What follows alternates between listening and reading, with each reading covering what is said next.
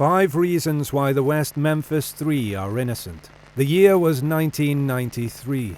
May marked the 3rd month of former Arkansas Governor Bill Clinton's first presidential term. On the 5th of May, a truly shocking and disturbing crime took place in West Memphis, a town of 30,000 people in Clinton's former state. 3 8-year-old boys were hogtied with their shoelaces, murdered, mutilated, and left in a muddy creek. The murders sent shockwaves through the small conservative community. The murderer needed to be found, and quickly. 3 teenage boys would be investigated and convicted of the murders. In this video, we give you evidence of why Damien Echols, Jessie Misskelley Jr., and Jason Baldwin, known as the West Memphis Three, are innocent. Reason number 1. Satanic panic and prejudice. On discovering the bodies of the 3 8-year-old boys, Steve Branch, Michael Moore, and Christophers Byers, a member of the search party, Steve Jones, a juvenile probation officer, stating, "Looks like Damien finally killed somebody." He was referring to Damien Echols. Echols, with his habits of dressing in black and listening to heavy metal music, was a misfit within the local community. Without any evidence and almost immediately, the crime was blamed on a satanic cult ritual.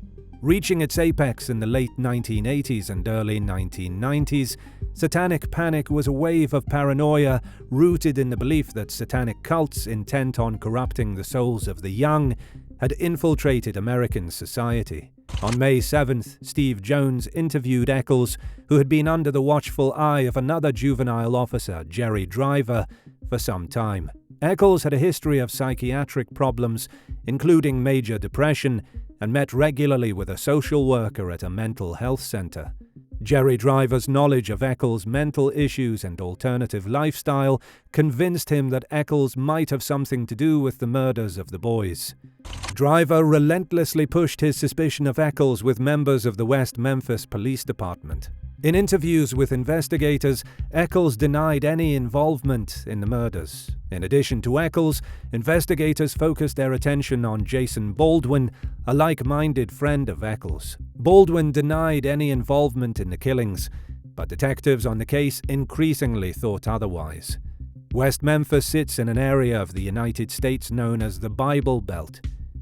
Being a goth, as we now call them, in an ultra-conservative and religious state did not help Echols or Baldwin's chances of getting a fair trial. The prosecution went as far as to call up a self-proclaimed occult expert, Dale W. Griffiths, to testify as to why the murders were part of a satanic ritual. Griffiths' credentials and testimony were largely discounted in court, but the satanic ritual narrative stuck. Reason number 2. Playing detective. During a routine questioning of an employee at a truck stop near the crime scene, Detective Don Bray interviewed Vicky Hutchison. Bray asked her if she knew anything about rumored cult activity in the community. Stating that she would ask around, Hutchison agreed to play detective. Knowing that the police were already focusing on Damien Echols, Hutchison asked her neighbor Jessie Misskelley Jr. about Echols and his occult connection. Misskelley told Hutchison that he didn't know much about Echols other than that he was a weird person. Feigning a romantic interest in Echols, she asked Misskelley to arrange a meeting. Echols and Hutchison met at her trailer, and although she tried to coerce him into saying something about the murders, Echols made no incriminating statements. During Misskelley's trial, Hutchison testified that she had attended an occult satanic meeting she referred to as an SBAT. Although she was unable to recall the exact location or anyone who attended the alleged meeting, she claimed that drunken Echols confessed to the murders during the satanic ritual. In 2004, Hutchison recanted her trial testimony, stating that she had lied on the stand. Hutchison stated that when she asked Echols directly if he had killed those 3 kids, he replied, "No, I wouldn't do something like that. I'm not stupid." The fabricated stories of Vicky Hutchison did little to implicate Echols and Baldwin. What the stories did achieve was putting Misskelley on the investigators' radar. Misskelley would ultimately implicate himself, Echols, and Baldwin with a false, coerced confession. Reason number 3. Confession under duress. On 3rd of June, police interrogated Misskelley, whose IQ was reported to be 72. This number on the IQ scale made him borderline mentally retarded. Being a minor, his father permitted his son to go with the police, but did not explicitly permit them to question or interrogate Misskelley. Police officers had misled Jessie into believing that he would get a $35,000 reward for any information he gave. Misskelley was questioned alone, with no adult or legal representation present. Misskelley has questioned for roughly 12 hours, of which only 2 segments totaling 46 minutes were recorded. Misskelley quickly recanted his confession, citing intimidation, coercion, fatigue, and veiled threats from the police.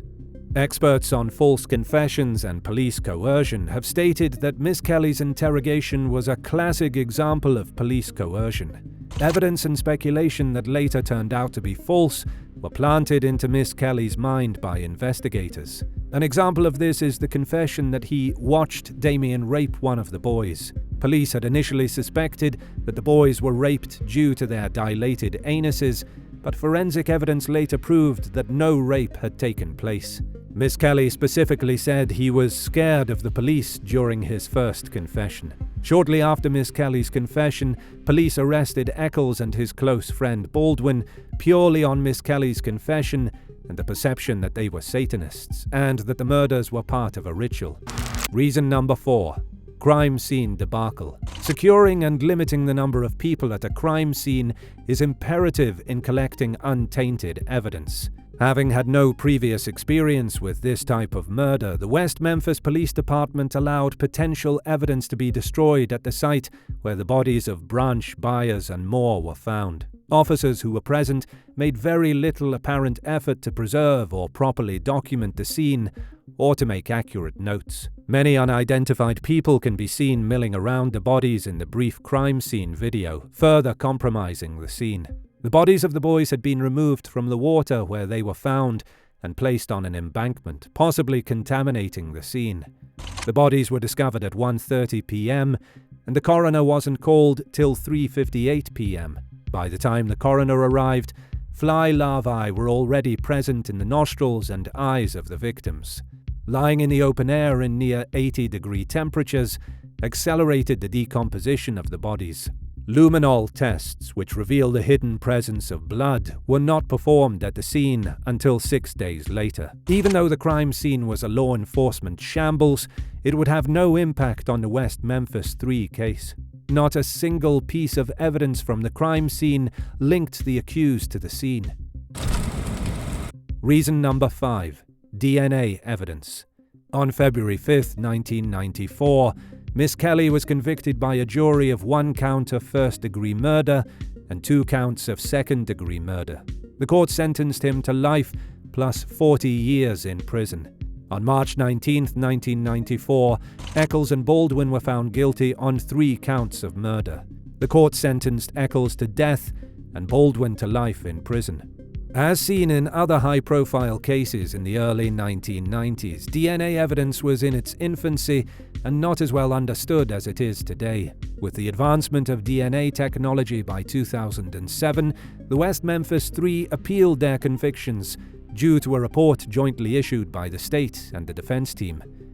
It stated, although most of the genetic material recovered from the scene was attributable to the victims of the offenses, some of it cannot be attributed to either the victims or the defendants. No DNA evidence has ever been linked to the West Memphis Three. On August 19, 2011, after being incarcerated for 18 years and 78 days, Echols, Baldwin, and Misskelley were released from prison under an Alford plea deal. The Alford plea is a legal mechanism that allows defendants to plead guilty while still asserting their actual innocence. During their incarceration, a movement to free them was gaining traction and attracted the likes of Eddie Vedder of the band Pearl Jam, the country music trio The Dixie Chicks, punk rock icon and poet Henry Rollins, and actor Johnny Depp. The killer of 3 8-year-old boys has got away with murder, for now. The West Memphis Three case serves a stark reminder of the prejudices of small-town mindset, overzealous law enforcement officers, and the flawed and illegal interrogation techniques they use to secure convictions.